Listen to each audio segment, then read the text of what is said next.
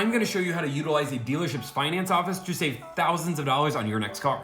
If you don't know, my name's Tommy. I've been in the car business most of my adult life, done sales, done finance. Now I negotiate car deals. Enough about me. Let's talk about finance. I know I say it in every video, but I spent the majority of my car career in the finance office. So this one really hits home.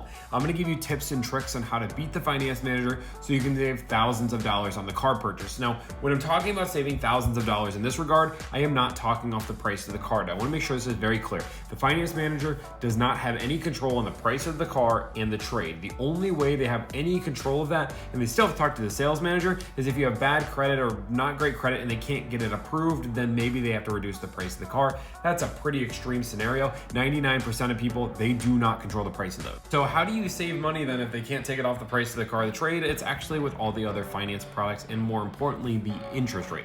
So I want to talk about the finance products, and at the end, I'm going to tell you how to save money on the interest rate and get a lower rate than you probably can get at any credit union. So let's talk about what's needed, saving money on those products, and then interest rate. So let's talk about what's needed first. You know, when we talk about finance products and we talk about anything in the back office, all we are is talking about insurance. And more importantly, what we're talking about is peace of mind.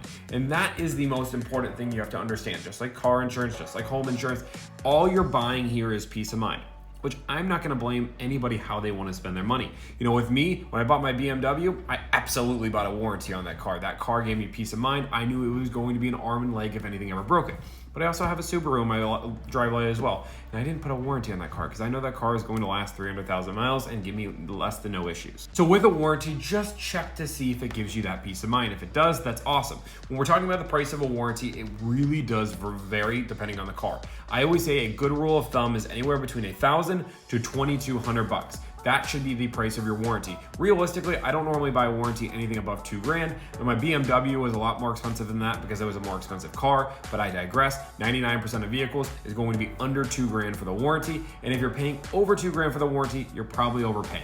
Over negotiate if you need to, and then you can always use other dealerships to negotiate this warranty, especially on a new car. If the car is certified pre-owned, this is going to be on the lower end of the scale because it actually is less expensive for them to add that warranty on, so understand that as well. Now let's talk about gap insurance. Now when we talk about gap insurance from like your car insurance, I don't recommend that. They don't normally cover nearly as much. The percentage is low, and if you have a real gap, you're normally going to be in a bad scenario. I've seen it time and time again. Dealership gap insurance is definitely the best gap insurance. All that being said, do you really need it? Again, it's all about peace of mind. What I always say is if you're upside down, absolutely put it on your loan. If you are doing a longer loan, let's just say over 5 years and over a 6% interest rate, you should put it on your loan. And if you don't have any cash down, you should put it on your loan. Otherwise, you probably don't need it. If you're putting $10,000, $15,000 down, don't even worry about it. Your car is not going to depreciate that much to offset that cost. Realistically, the only time you need gap insurance is if you're upside down, have a longer loan, or higher interest rate. That is my belief on it. Again, if it gives you peace of mind, do it. Cost on that for cash price should be about $500. Any more, you're probably overpaying a little bit. Any less, then you're not. It maybe go up to $600 depending on the loan, but realistically, $500 is where that price should be. Maintenance plans are tricky because people don't realize these are negotiable, and depending on the brand, sometimes manufacturers have their own. For example, I know Subaru has their own maintenance plan that gives you about $900 or $1,200 worth of maintenance, cost $800, and you get a $500 coupon on your next car. That's a great investment. We talk about dealership ones. It depends on if you're going to do your maintenance at the dealership. I always recommend while your car is under warranty, do your maintenance at the dealership. But when it comes down to it, understand that this maintenance plan is negotiable. Normally, for us, our maintenance cost is about $400. We charge $600. It's not a lot of markup, but there is some markup in there.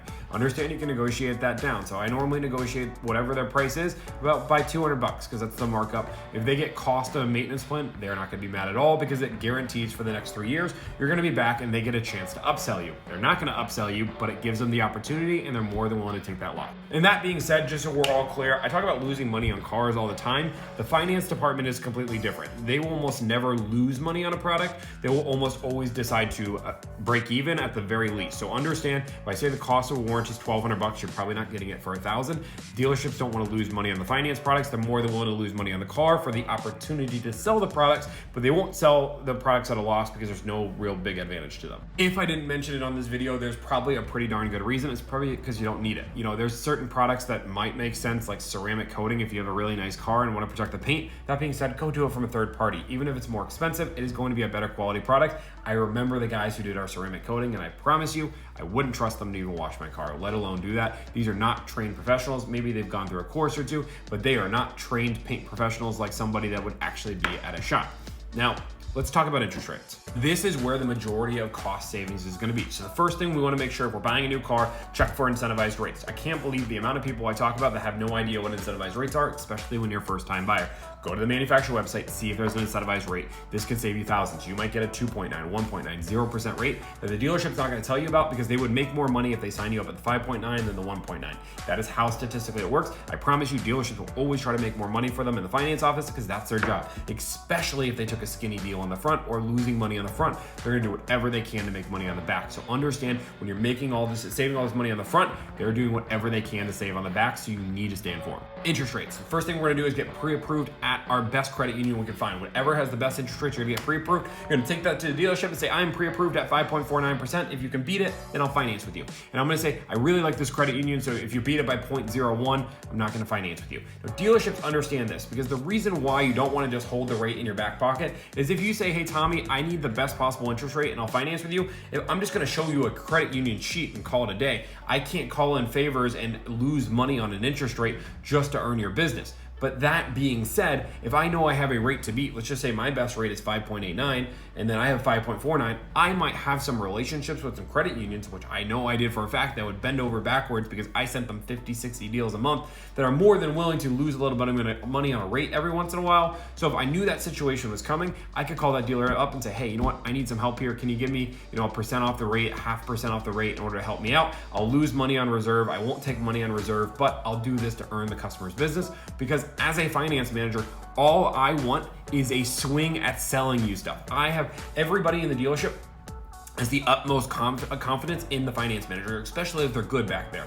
They knew that I was one of the best and I sold the majority of my clients. So because of that, I was going to actually make money in the majority. So dealerships were more than willing to lose a little money in reserve, knowing that there's a chance that if they finance with me, I'm gonna get $4,000 on them, which is a win for the dealership. And the chance is all they need. This is why you don't reveal your cards by saying, I'm not buying a warranty, I'm not buying Gap, I'm not buying this. You just want to save your cards like a poker game. I know this video is going long, but the finance manager and the finance office is important in understanding how to beat this. If you do this, I promise you, they're gonna beat your rate by 0.5% or percent. If they don't, just tell them that's what it is. Don't tell them, again, if they beat it by 0.01%, just finance with your own credit union. You can let them know that. You guys need to beat it by a decent amount, 0.5% at the very least. And normally they'll beat it by at least 0.5%. And you might say, Tommy, they could have beat it by a full percent. If they would have beat it by a full percent, that means you didn't do your good enough job to find a good pre-approval because your pre-approval was that bad, they were able to beat it by a full percent. And they didn't tell you. Dealerships don't have magic weapons. They have the same dealerships that you have. They just utilize relationships to lower down the rate.